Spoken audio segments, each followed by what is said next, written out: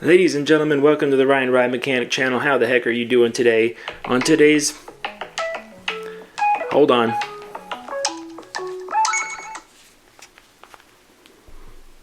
Hey, what's going on down there? Every time the train comes in, the booster pivots on the load side squeak. Everything's tight, just annoying. Okay, do we need to put that on the list and have the night shift do it? No, I'll just pump some grease in it and call it back up. Then we can add more grease later on tomorrow. Okay, thanks.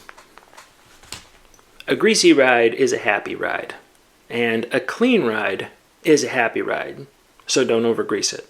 On today's episode, we're going to be talking about grease and how it's used in amusement park rides. So, grab a handful of rags, and let's get into it.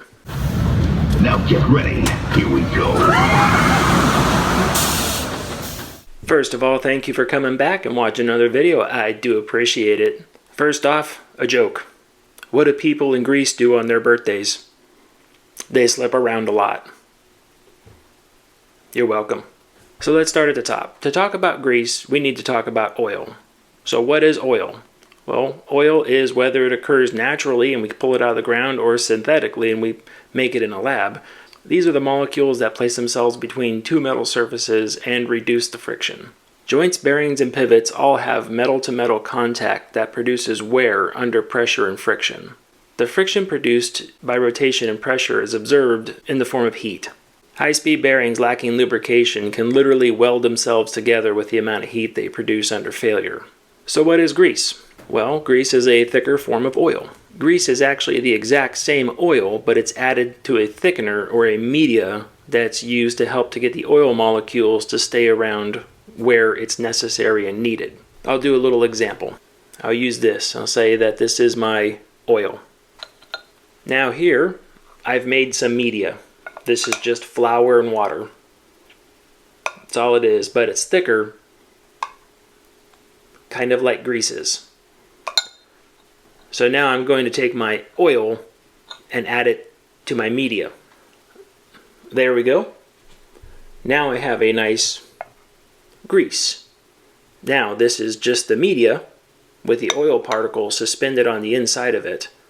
But now I can get the media to actually stick to things like bearing surfaces and put the oil right in the way where it's going to be doing the most good for the equipment. So why is grease needed? It's needed because the oil that's produced with all of its little additives and minerals and everything else that's put inside of this is extremely expensive. Just a tablespoon can cost thousands of dollars. But the refined oil can go very far when compared with oil that we take from the ground. It would cost you thousands of dollars to put refined oil into a bearing and put enough in there for it to do good. Not to mention, if your seal in the bearing went bad, you would then be out thousands of dollars worth of oil for just one wheel. So to make it more economical for the consumer, the oil is dispersed inside of a media. The media takes scattered oil molecules and conveniently sticks them to parts of the equipment that need lubrication the most without spreading them all over everywhere else that doesn't need lubrication at all.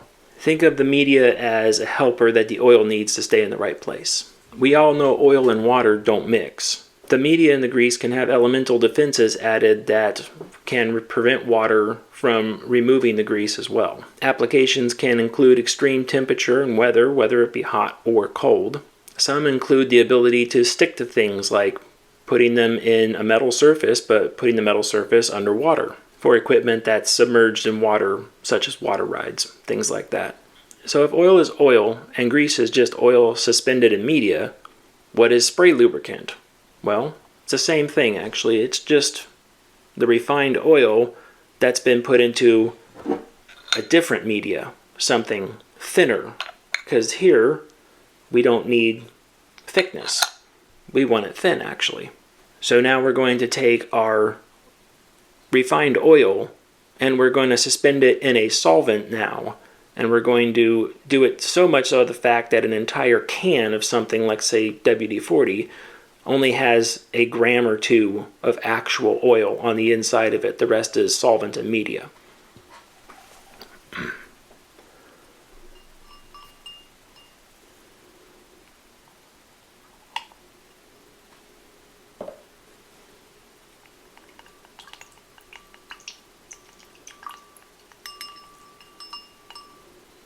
There we go. There is our solvent and refined oil put together. Now if I were to pour this in a can and pressurize it with a little dipstick in there, we'd be able to take this and spray this onto an assembly now. And I could change the minerals and solvents on the inside in the media to make it behave differently, come out a little thicker, maybe go out thinner than it should be.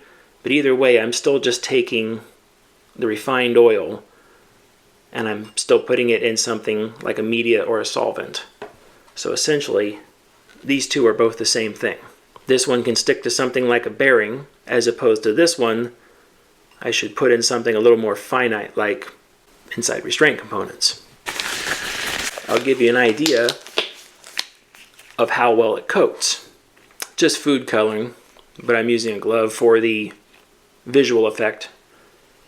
Put my glove down in here and take that. You pretty much can't see any color. I know the light is wiping that out right there, but my finger is not a different color. So it's the same color. But you could tell that's a different color because that's the grease. You can see exactly where that grease goes. That's why most rides you want grease in things, because rides have some pretty big gaps to fill where grease is very necessary to do that. So most of these greases and oils are defined by their media and bonding agents that they're distributed into. In rides, we use grease on pivots, sliding surfaces, bearings, both high speed and low speed, low movement bearings, high movement bearings.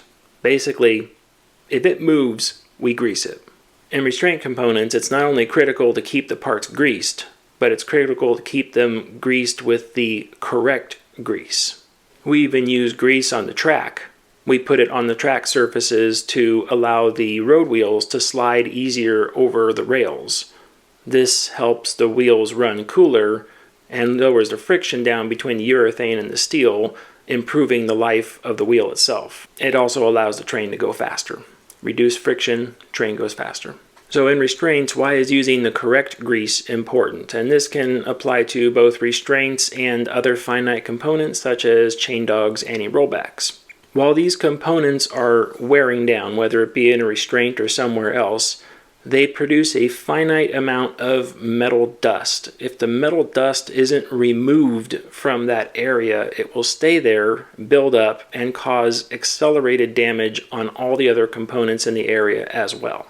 Fresh lubricant being pumped into those surfaces not only helps the reduction of friction, but it also helps carry the old grease and old metal shavings away from that area, making sure the area remains nice and clean for future use. When grease gets old, it starts to slow down and harden, and the hardening will affect the speed of the ratcheting mechanisms like inside of a restraint. A slow locking mechanism can drastically reduce the safety of a restraint, so that's something we want to avoid at all costs. On the other hand, if you introduce too much grease to the area, that the restraint might become very slow and maybe even stop working altogether.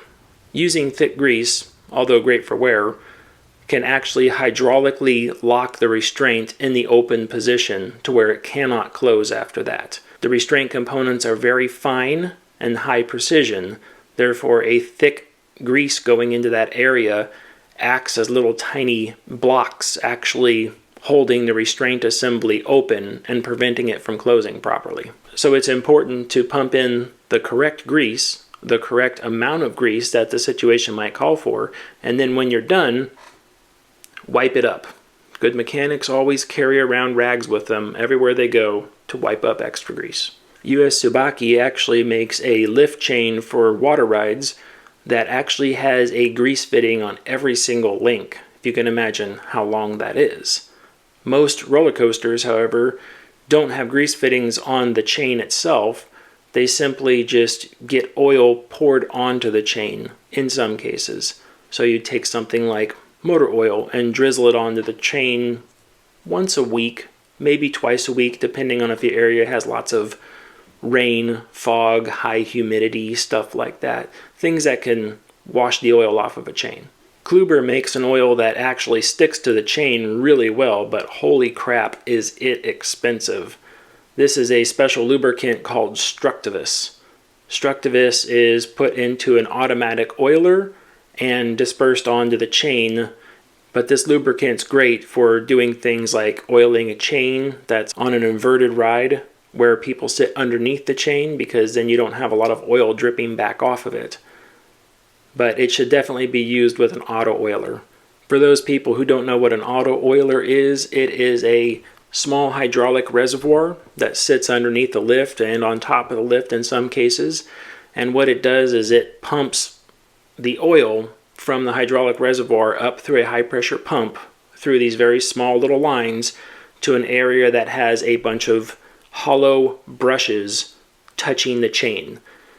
On a standard auto oiler setup, you would have a brush touching the left side of the link, a brush touching the right side of the link, one brush in the middle to get in between the links on the chain, the other brush on the other side in the middle to get in between the links on the chain, and then one on the center that just touches the tip, but the tip is where you would have chain dog hookup, and that's also where all the sprockets drive off of. So that's your driving surface. It's probably one of the more important surfaces that it's touched on there. And the great part about auto oilers is that you can set them up to work however you want them to. If you want them to stay on only while the chain is in high speed, you can arrange that. If you just want them to automatically turn on every 10 minutes and oil for 2 minutes and shut back off, you could set them up that way. Or you could just completely use the ride to control it altogether and just say when the ride's lift goes into a certain phase, that auto luber sets up and starts working. The refined oil can also be put into a very, very lightweight, low viscosity media as well. And then you have something like engine oil. And then, the W at the end of engine oil numbers, that is your viscosity, your weight in there. So the higher the viscosity, the thicker it is. If you want to go down thinner and thinner, you start getting stuff like automatic transmission fluid. It's still oil, but it's down very, very, very low. Has lots of solvents in that one too. Lots of wooden roller coasters require the wheels to be filled with oil as well, the road wheels. A lot of times the guide wheels are in fact greased. They're just not greased at 100%. They typically have like a 25% pack in them to keep the wheel bearing moving free. But the road wheels, a lot of times the manufacturer states to use like a 30 weight oil inside the road wheels. And then when it starts getting colder, depending on your area, you can start to drain that oil out of those wheels and start replacing it with automatic transmission fluid. And the automatic transmission fluid really helps the wheel speed up and go faster. Your train moves a lot faster on the cold days. At this point in the video, if you haven't already, please make sure you like and subscribe and give me some comments down there. Let me know if you got any fun stories to add on to these. And then let me know if you want to see something for topics in the future too. I'm always up for new stuff. I've got a list of things that I'm making, but sometimes somebody says something and I'm like, oh yeah, let's do that one real quick. That really sounds like fun. I do enjoy getting that information. You guys come up with a lot of good ideas for videos, so let me know if you got them. You can also email me at ryantheriotmechanic@yahoo.com. Let's get back into the video. Now, let's move into and talk about Tacky lube. Tacky lube is for components that have a large open face that's constantly exposed to typically almost all the elements.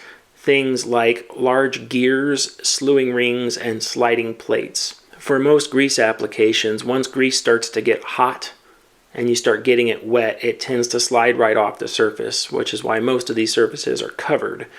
But Tacky lube is meant to be out in the elements. It's meant to be out in the open all the time. So when you get Tacky lube hot and you get wet on there, it doesn't like to come off. It wants to stay on there the entire time. It's basically like gluing oil to the surface of your components. It comes in all different shapes and sizes, but is typically made for open-faced applications. These are things like large gears and slewing rings. Slewing rings are the large two-piece bearing that sits up on the side of an arm on a big flat ride. The slewing ring is like on a swing ride. If you go follow the pendulum all the way up to the top, you typically have two slewing rings up there that support the entire base. Those are typically called geared slewing rings because the outside of the slewing ring in that case, inside's mounted to the structure, and the outside has teeth all the way around them, and the drive motors have pinions that ride on those teeth. And this isn't something that's solely an amusement park thing. The most common application for tacky lube is actually on big rigs, big tractors and things like that. The big sliding plate where they match up with the trailer, that big sliding plate, a lot of times the drivers cover that with a tacky lube so that that grease stays in there the entire time under all that pressure and constant movement of traveling down the road. I'll give you an example. This is glue. Here's my refined oil. Now you have tacky lube. So why isn't tacky lube used more often if it does such a good job? Well, because it makes a tremendous mess on everything that it touches. When you look at a smaller ride or a flat ride and you see up around the pivot area of that arm, it looks just like black goo coming out of everything, and it just looks dark and stained, and you just kind of go, ooh, that doesn't look good at all. That is tacky lube that you're looking at. That is tacky lube that is seeping out of the bearing surfaces. It does not just wipe up. In fact, if you take a rag and go by the spot of tacky lube like that, it will literally just glue the rag to the surface. And then you actually have to work at it to pull the rag back off of there. So it does not clean up easy. It does not remove easy. Very hard to deal with. Very ugly to look at. So even Zamperillo that used to use tacky lube for everything, now they typically run grease ports where you could just pump grease into the geared slewing ring, and a lot of times they cover it so the weather doesn't get at it. Fun fact for those of you that do work with tacky lube out there, I know there's plenty out there, if you don't know this already, when you go to clean up tacky lube on something, take a can of spray lubricant like WD-40 or something like that and spray it on there first as you're cleaning it up. And then the WD-40 will actually start to work its way underneath the tacky lube. Since the WD-40 has more solvents in it and it's a much lower viscosity, it will work its way underneath the tacky lube and make the tacky lube lift off much easier. If you also have it, if the paint can handle it, kind of a dirty deed also, but you can actually use hydraulic fluid to do the same thing. Get a rag wet with hydraulic fluid and start wiping up that tacky lube, and you'll see it start coming right off. Some of the challenges that grease have to face. Well, you've probably heard of bearing failures due to lack of grease. This is because we put grease inside of a bearing, especially if the grease cannot be added regularly, which is a lot of rides. They don't have wheels that accept grease. Older rides, a lot of them do. You can pump grease into an older wheel ride. But the newer stuff, they mean you to put grease in it one time, and that's it. No more inside there, unless the bearings start exhibiting some sort of problem like excessive play or something like that. But what happens is that as it gets warm throughout the day, centrifugal force flings the grease away from the bearing surface. Every time it does that, it kind of melts and comes right back to the center again. But as it starts getting older, it stops doing that. The media starts breaking down and it just starts staying to the outside. And then you lose that grease coming back to the center, getting reapplied onto that ball or the roller, whichever one it may be. And then very slowly that bearing starts to overheat and destroys itself. Some manufacturers build pivots and things like that in some areas, not too many, but every once in a while they'll put a clevis end on a hydraulic ram or something like that, and there is no grease fitting, so there's no way to pump grease into that assembly. Most of the time the manufacturer puts a bore down the pin and tapers one side with a plug and threads a grease fitting in the other side. Then they drill sideways into it, and now you have a grease port. But a lot of times that doesn't happen, and on a lot of traveling rides you use pins just simply put in there, and then there's nothing. So for that, if you don't want to take the whole assembly apart to remove those pins, you're stuck with putting spray lubricant down on the inside. Otherwise, if you want to grease those assemblies, you have to remove that pin and deal with whatever the repercussions are of removing that pin. And then grease the pin, grease the bore, put it back in. By the way, I'm sure I don't have to say this for a lot of you, but safety tip, if you're removing a fork that has a pin in there and you remove that pin out of that fork to where you have it lined up, where you have one side like this and the other side is like this, and the pin went through the center, if you're going to grease it, don't stick your finger inside there to grease the inside, because if that assembly moves, it'll just shear your finger right off. I don't know why I have to say that, but I feel like I have to say that.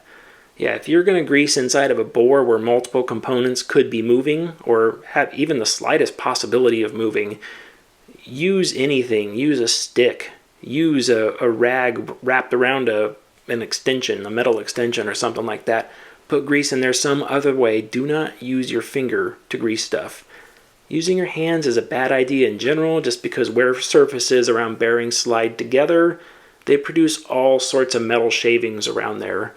And then when you go around and grease something, just a quick motion like that, you might as well be putting your hand on top of a razor blade if there's any metal shavings in there. It's not good at all.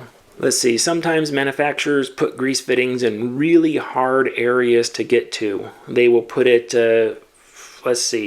on one particular design of the wheel carriers for an SLC. On the side of the wheel carrier, there is a pivot that had two grease fittings on it, one for the inner bearing, one for the outer bearing. They put that on in such a way to where that we put it on and the grease fittings were just like, hey, great, those are there, awesome. But then when you put the upstop safety plates on around it, the safety plates pretty much went right up to the grease fittings and you couldn't use the grease fittings after that. Well, it's a safety plate in case the upstop wheel breaks off. So you can't just go machine those down just to make greasing easier.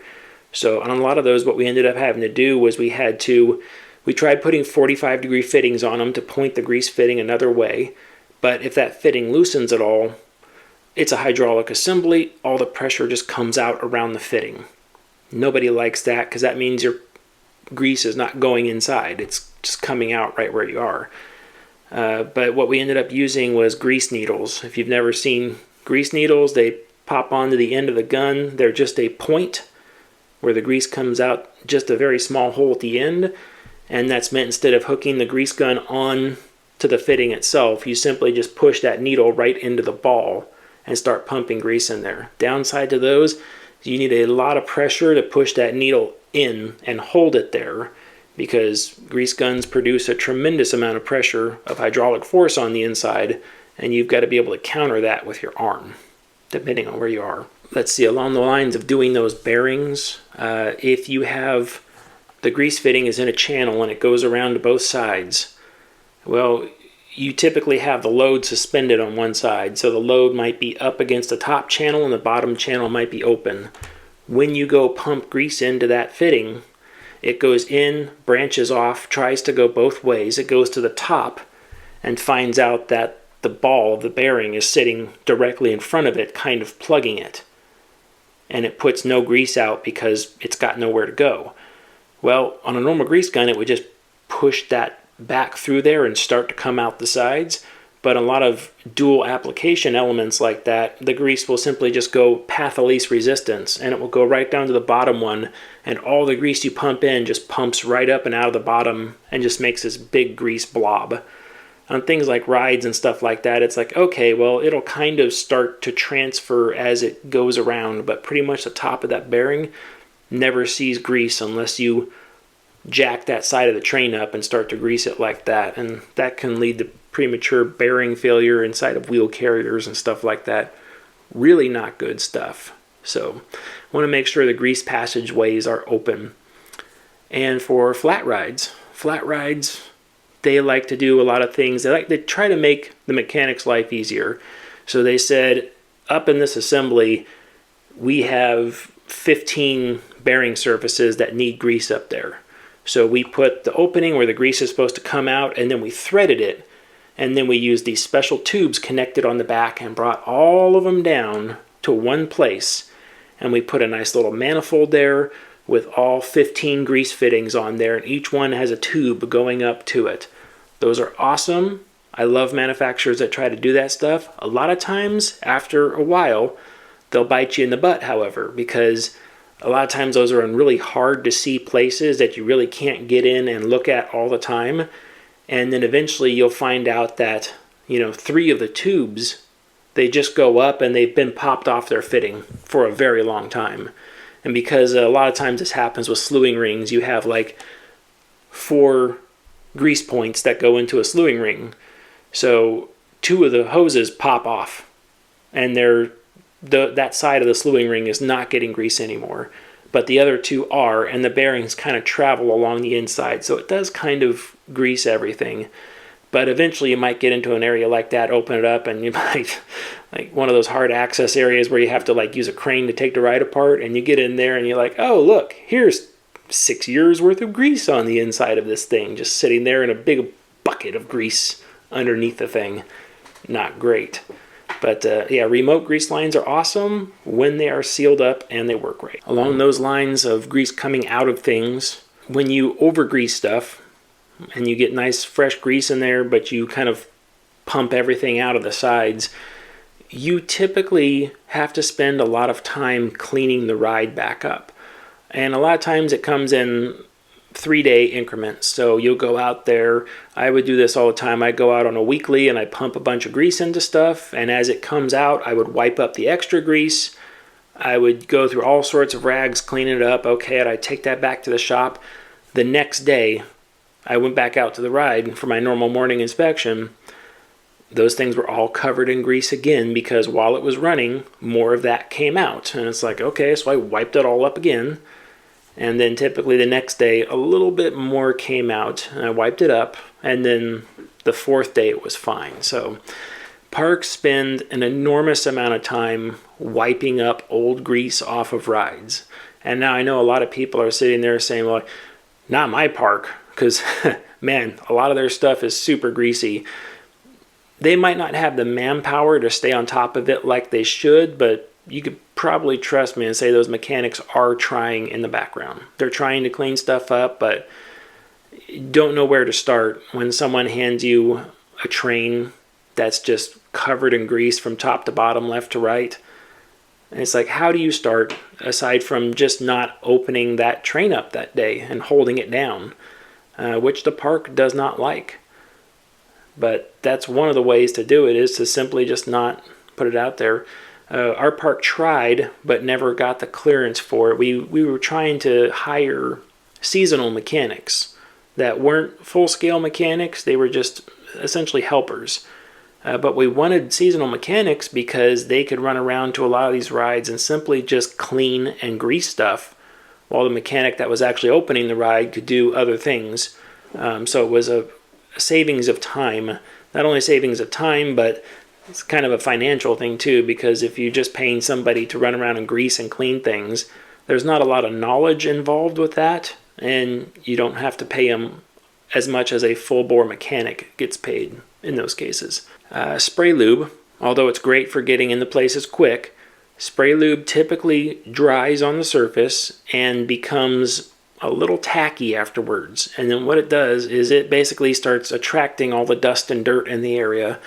And what you once used to try to clean and penetrate is now basically holding all the dirt and grime right in the assembly you're trying to keep clean. So you not only have to use a lot of spray lube, but you got to use it very often to try to keep the area clean. You literally have to use a spray lube to clean dirt off the side of things and then wipe it all back up. And there are some things that manufacturers ask for to be done, and you just can't honestly deliver it as the park. I remember Intamin we had a ride that used the big spherical ball hitch in there, and that ball, Intamin's verbiage on that is it needed to be greased every 8 operating hours. So every 8 operating hours, that hitch needs to be greased. So the park couldn't do it.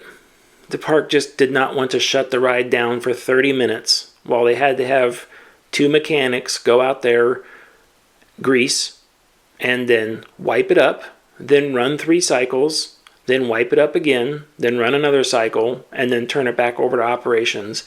Takes a half an hour, 45 minutes maybe out of your operating day to go do that. They didn't want to do that. So we never did it. That was the thing. We never did it. We greased the hitches daily, sure, great. But 8 hours of operation? No.